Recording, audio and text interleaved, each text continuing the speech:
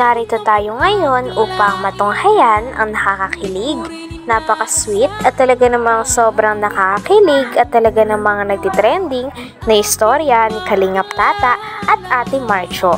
Sa pagpapatuloy nga ng ating istorya ay pinupuri pa rin ng paulit-ulit ni Kalingap Tata ang kagandahan na taglay ni Ate Marcho. Pagkatapos naman ito ay may pinag-uusapan sila, kaya naman nabanggit ni Kalingap Tata at sinabi kay Ate Marcho na gusto mo yung hindi naman kagad nakasagot si Ate Marcho sa tanong ni Kalingap Tata, kaya dinugtungan ni Kalingap Tata ito ng vlogger. Sabi niya, gusto mo ng vlogger?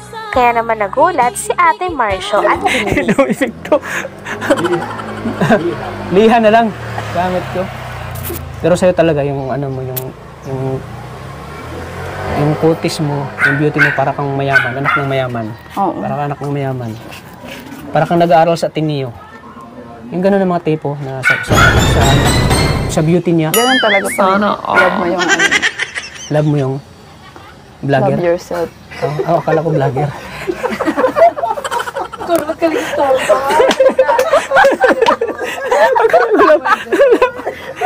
Nag-iisip pa kasi siya eh. Kaya dinugtungan ko na lang. Ayun nga, love yourself. Love yourself. Akala ko love mo yung vlogger. Ganun ah. Oo. Saan pa ba kayo galing? Sa Dait pa, sa sentro. Mga taga saan ba talaga kayo? Ako taga Mindanao ako. Taga Davao Oriental. Ang layo mo pala. Napadpad ako dito sa Mindanao dahil pumunta sila Kuya Bal sa.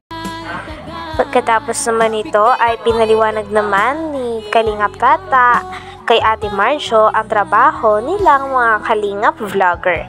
Talagang nakikinig din si Ate Marcho kay Kalingap Tata. Sa tingin nyo, may balak kayang maging vlogger din si Ate Marcho sa hinaharap? Sapagkat kung magiging vlogger din siya, ay tsak napapatok siya sa kagandahan ng kanyang ngiti at napaka-bait na personalidad niya.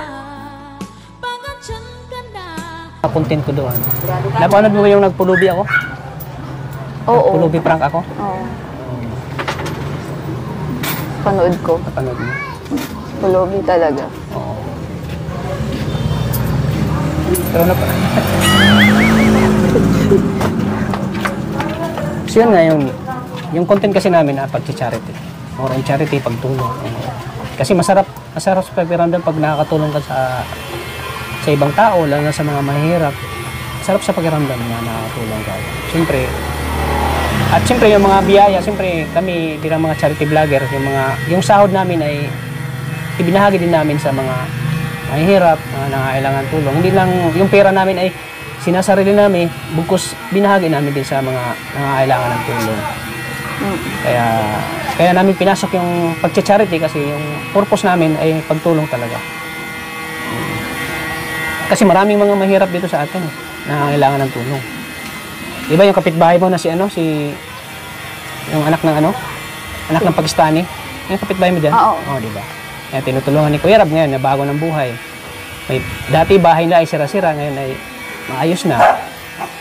Maayos ang pagmumuhay nila. Ganyan yung mga charity vlogger na tulong. Ganun na. Ikaw, ano bang mga mo sa buhay? Ikaw, tatanungin kita, pangarap mo rin bang makatulong sa mga mahirap? Oo naman. Yun nga ang ano ko kung naging mayaman tutulong or kahit di naman yumaman, meron. Magandang makatulong kasi. Ganda yun. Talagang habang nagkikwento nga si Kalingap Tata ay nabibilib din sa kanya si Ate Marcho. At kitang-kita din na hinahangaan siya nito sapagkat bukod sa napakabait na ni Kalingap Tata ay kitang-kita talaga na genuine ang kanyang pagtulong sa mga tao.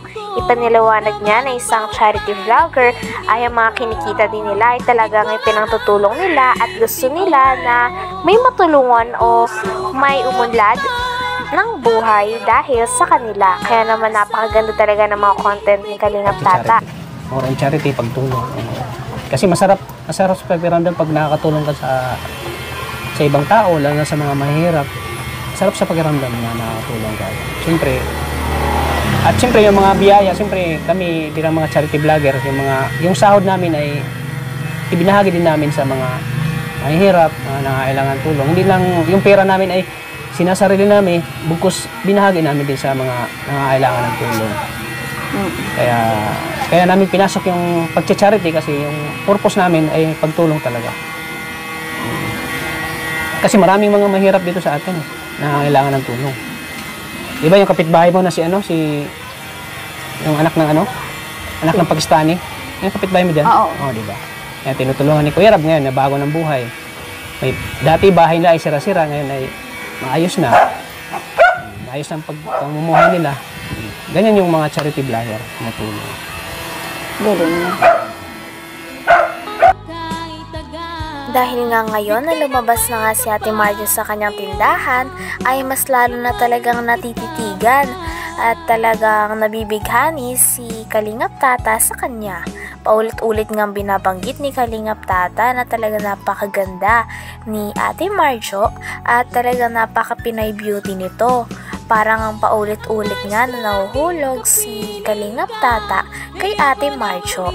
Kaya naman mas tara din kinikilig ang mga manonood sa kanilang dalawa. Kung naging mayaman tutulong or kahit di naman yumaman, meron. Magandang makatulong kasi. Maganda yun, no? Kailan ka lang ba nag-start? Nag-start ako. Anong taon na ba ngayon? 2023. 2024 na. 2022 nag-start ako. Meron ka nang nagpapabahay ka din ba? Magpapabahay pa lang. Nakita mo yung vlog ko kay Argel, si Arjan at Angelica. Napapanood mo yun? Oo. Ayun si Angelica, papabahayan ko yun. Nag-iipon pa lang ako. Kasi yun si Angelica kasi, din yun, deserve din mapabahayan si Angelica kasi mahirap yung dalagang yun. Nagtitinda ng kakanin. Kaya labis akong humahanga sa kanya kasi despite sa hirap, talagang andyan siya nagsasakripisyo para sa pamilya. Pinagsabay niya yung pag-aaral at pagtitinda. Mahirap yan, di ba? Ikaw, sa tingin mo, kakayanin mo yung mga ginawa ni Angelica? Oo naman. Siyempre, kakayanin mo para sa pangarap, para sa pangarap at para makatulong sa magulang. Kaya, hanga ako kay Angelica kasi napakabait at napakasipag. Talagang deserve niyang mapabahayan. So, yun ang ko sa kanya, plano ko sa kanya. Talagang ibinida din at ikinuwento ni Kalingap Tata kay Ate Marjo si Angelica na isa sa kanyang beneficiaries. Si Angelica yung ka-love team ni Kuya Arjon at in-explain niya din kay Ate Marjo na talagang hanga siya kay Ate Angelica sapagkat pinagsasabay nito ang pag-aaral at ang pagtitinda. Tinanong niya din si Ate Marjo kung kakayanin niya daw ba ang mga ganitong bagay para sa kanyang pamilya. Sabi naman ni Ate Marjo ay oo daw sapagkat kahit ay kaya niya talagang gawin. Nang sa ganon ay makapagpursiya at makatulong din siya sa kanyang pamilya. Dahil dito ay mas hinangaan siya ni Kalingap Tata. Kasi yun si Angelica kasi, din yun, deserve din mapabahayan si Angelica kasi mahirap yung dalagang yun. Nagtitinda ng kakanin. Kaya labis akong humahanga sa kanya kasi despite sa hirap, talagang andyan siya nagsasakripisyo para sa pamilya. Pinagsabay niya yung pag-aaral at pagtitinda. Mahirap yun, di ba? Ikaw, sa tingin mo, kakayanin mo yung mga ginawa ni Angelica? Oo naman. Siyempre, kakayanin mo para sa pangarap, para sa pangarap at para makatulong sa magulang. Kaya, hanga ako kay Angelica kasi napakabait at napakasipag. Talagang deserve niyang mapabahayan. So, yun ang ko sa kanya, plano ko sa kanya, pabahayan ko siya. Tapos, sinong next na papabahayan mo? Ikaw, pabahayan kita. Uy, ganun. Joke lang. Joke lang ako. Masyadong seryoso yung At siyempre, pag yun ang ko talaga. Kumbaga, yun ang first ko na pabahay kay Angelica. Oo, napanood ko na parang... Napanood ba yung pinto niya? Napanood mo? Din mo. Hanggang dito na lamang muna ang ating nakakakilig, napaka-sweet at talaga namang sobrang pinakainaabangan at napaka-trending na istorya ni Kalingap Tata at Ate Marjo. Maraming salamat sa inyong panonood. Hanggang sa muli. Bye!